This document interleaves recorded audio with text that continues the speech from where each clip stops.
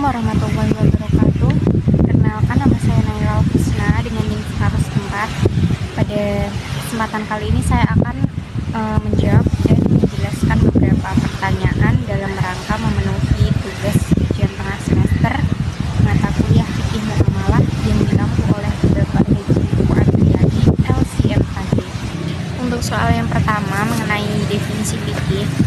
Fikih itu ilmu yang membahas tentang hukum-hukum Islam yang mengatur kehidupan manusia, mulai dari ibadah sampai hal-hal yang berhubungan dengan orang lain. Intinya agar kita tahu mana yang boleh dan mana yang tidak sesuai dengan syariat Islam. Untuk soal yang kedua yaitu terkait dengan definisi fikih muamalah. Kalau fikih muamalah itu dia lebih spesifik karena berfokus ke aturan-aturan Islam yang mengatur hubungan antar manusia dalam hal duniawi seperti jual beli, pinjam uang, sewa menyewa, dan tujuannya itu agar semua kegiatan tersebut halal dan adil sesuai dengan syariat Islam. Untuk soal yang ketiga itu terkait dengan macam-macam fikih muamalah dan contohnya.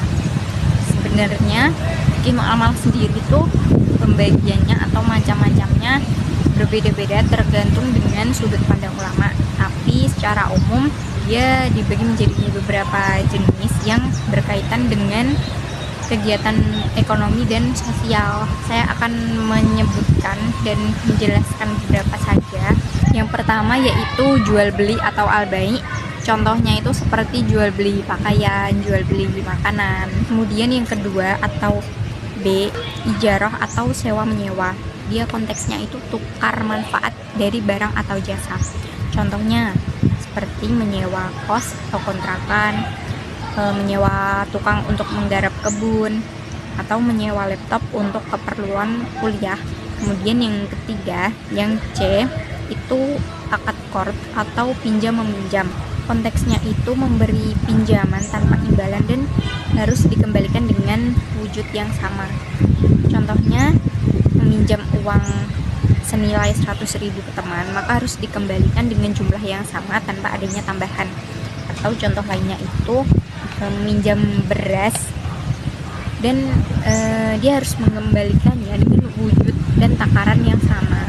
Kemudian yang keempat atau D itu akad mudharabah. Dia ada kerjasama yang konteksnya kerjasamanya itu antara pemilik modal dengan pengelola. Jadi modalnya itu dari pemilik modal dan pengelola hanya mengeluarkan keahliannya untuk mengelola. Untuk keuntungan bisa disepakati bersama, tapi kalau rugi itu ditanggung oleh pemilik modal. Contohnya ada seseorang memberi modal kepada temannya untuk membuka usaha minuman. Nanti keuntungannya dapat dibagi sesuai kesepakatan. Kemudian E yaitu musyarakah atau kerja sama juga, tapi konteksnya dua pihak itu sama-sama memberikan modal. Jadi semua pihak bisa ikut menanggung resiko dan bagi hasil sesuai dengan porsi modalnya masing-masing. Contohnya ada restoran yang bekerja sama dengan investor. Jadi keduanya itu saling mengeluarkan atau memberi modal. Kemudian F yaitu gadai atau rohan. Konteksnya itu menyerahkan barang sebagai jaminan atas pinjamannya kalau hutangnya itu tidak dilunasi, tapi barang tersebut tidak berpindah ke pemilikan dan harus dikembalikan ketika hutangnya sudah lunas. Contohnya ada seseorang yang menggadaikan perhiasannya sebagai jaminan untuk dia membuka usaha. Kemudian Y yaitu wakalah atau perwakilan.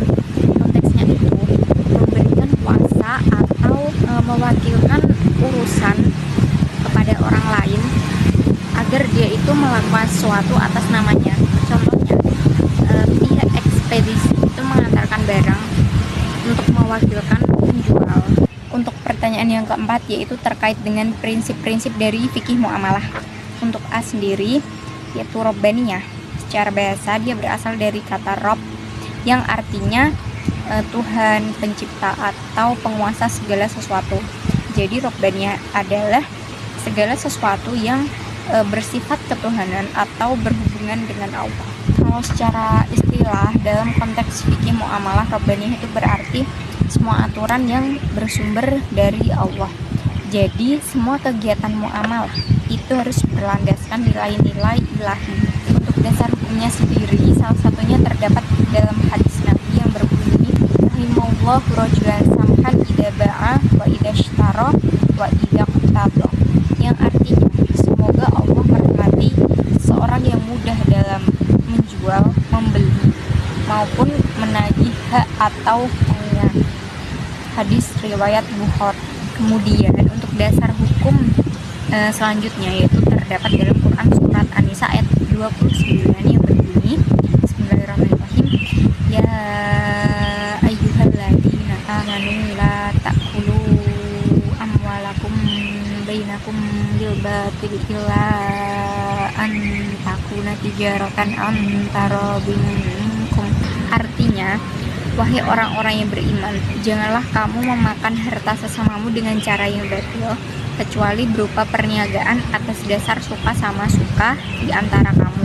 Keterkaitan antara ayat Al-Quran dengan sunnah tadi itu saling berkaitan, karena di Al-Quran sendiri itu kan menyuruh kita untuk berkegiatan muamalah dengan cara yang adil, halal, dan suka sama suka. Sedangkan kalau di as-sunnah kita diberitahu bagaimana seharusnya akhlak kita dalam bermuamalah, seperti harus lembut, jujur, tidak kasar. Untuk contoh aplikasinya sendiri itu, misalkan ada seseorang yang kelihatan sekali dia tuh membutuhkan suatu barang lah, tapi uangnya tuh kurang, dan pedagangnya itu bilang gak apa-apa, bayar segitu aja. Itu bukan hanya sekedar bentuk baik hati ya, tapi juga bentuk kesadaran robbaniyah, dimana dia tuh tahu dan sadar bahwa yang mengatur rezeki itu bukan manusia tapi Allah. Jadi dia tuh berani rugi kecil atau rugi sedikit demi mencari ridho dari Allah. Prinsip yang kedua yaitu adalah dia secara bahasa berarti adil atau seimbang, tidak berat sebelah, dan menaruh sesuatu di tempat yang semestinya. Kalau secara istilah adalah dalam konteks fikih muamalah itu prinsip di mana setiap orang itu harus mendapatkan haknya, tidak boleh ada yang merugikan, menyalahi kesepakatan, apalagi menipu.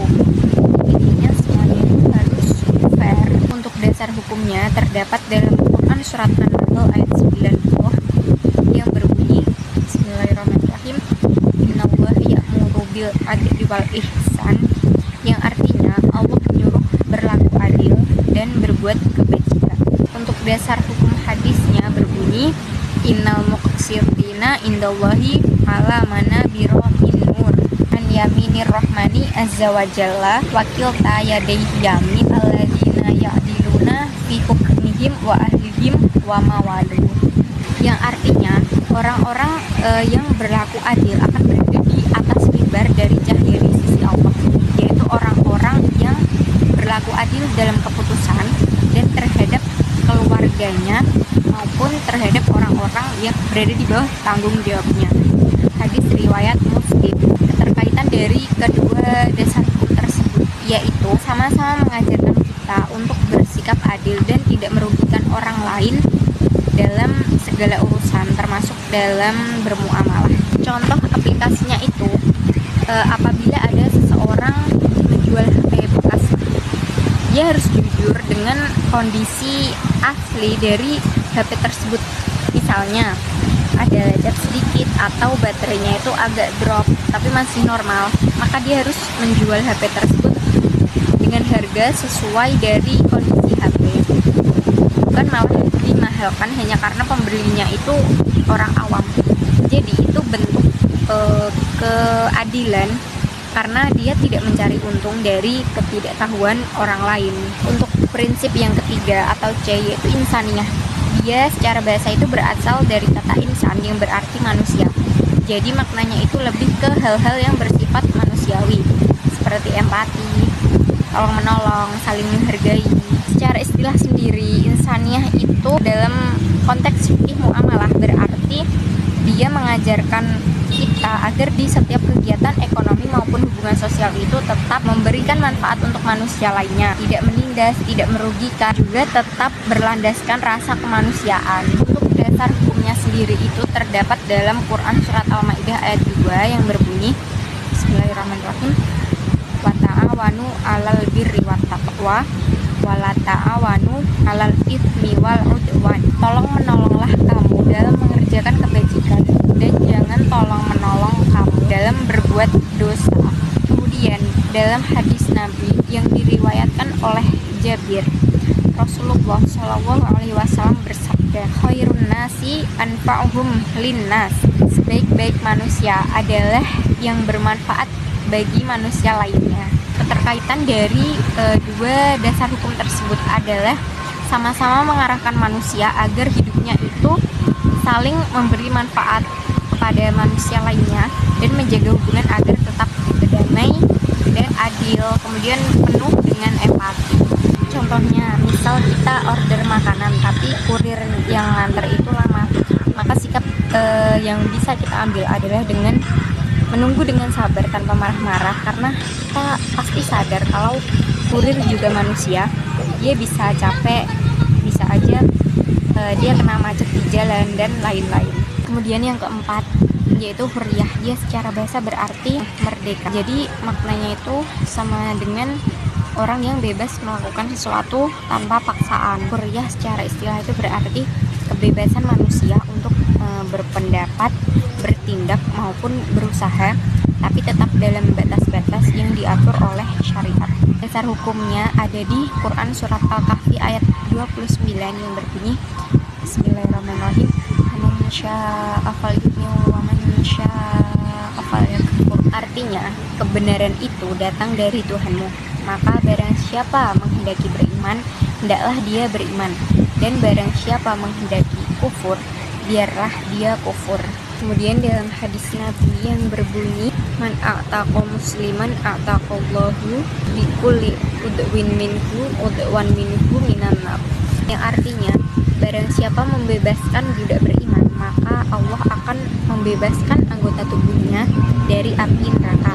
Hadis riwayat Bukhari. Keterkaitan dari kedua dasar hukum tersebut adalah sama-sama membicarakan tentang kebebasan manusia dalam memilih dan bertindak, tapi tetap sesuai dalam batasan syariat. Seperti Islam itu memberi ruang untuk manusia dalam memiliki kehendak sendiri, jadi dia boleh memilih jalan yang dia mau, tapi dengan tidak merugikan diri sendiri maupun merugikan orang lain. Contoh aplikasinya itu apabila ada seseorang yang dia itu memiliki pendapat yang berbeda dengan mayoritas, tapi dia tetap berani mengeluarkan pendapatnya dengan cara yang sopan dan tidak merendahkan orang lain. Itu menjadi bentuk kebebasan manusia dalam berpikir dan berpendapat, tapi tetap dijaga adabnya. Kemudian prinsip yang kelima yaitu adamul gharar wariba. Kalau secara bahasa adam itu berarti tidak ada atau menghindari sesuatu, sedangkan gharar itu tidak jelas atau masih samar, dan riba itu berarti tambahan berlebihan seperti bunga dalam pinjaman. Jadi bisa dibilang adamul gharar wariba itu sama saja dengan menghindari hal-hal yang tidak jelas atau praktik riba dalam transaksi. Jadi secara istilah itu adamul gharar wariba adalah bentuk transaksi yang jelas dan transparan agar tidak ada pihak yang dirugikan. Intinya kedua pihak itu sama-sama sepakat dan mengerti tanpa adanya unsur tipu-tipu, ketidakpastian maupun unsur riba di dalamnya. Kemudian dasar hukumnya terdapat dalam Quran surat Al-Baqarah ayat 275 yang berbunyi, Bismillahirrahmanirrahim, ahallallahu bai'a wa harramar riba. Yang artinya, dan Allah telah menghalalkan jual beli dan mengharamkan riba. Dasar hukum yang lainnya itu terdapat dalam hadis dari Abu Hurairah di mana Rasulullah SAW bersabda, nah Rasulullah SAW an bai'il hasoti wa an bai'il gharari. Yang artinya Rasulullah melarang jual beli hasot dan melarang jual beli gharar. Hadis riwayat Muslim. Keterkaitan antara kedua dasar hukum tersebut adalah Islam mengatur agar setiap transaksi itu dijalankan dengan cara yang bersih, jelas dan adil. Tidak boleh ada unsur tipu-tipu, ketidakpastian atau pihak. Jadi prinsip adamul gharar war riba itu seperti benteng agar ekonomi dan transaksi umat itu berjalan dengan cara yang halal dan saling ridho. Contohnya yaitu misalnya tentang skema buy now pay later atau cicil tanpa bunga, yang jelas itu harus mencantumkan total yang harus dibayar, denda, dan konsekuensi keterlambatan.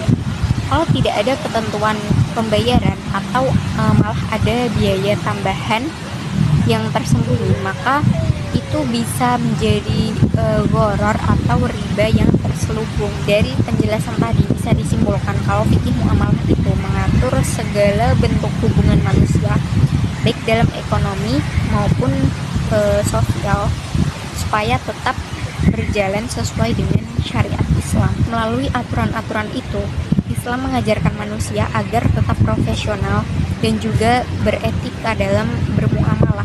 Mungkin itu penjelasan dari saya. Semoga bisa menambah pemahaman kita semua, dan terima kasih sudah menonton. Assalamualaikum warahmatullahi wabarakatuh.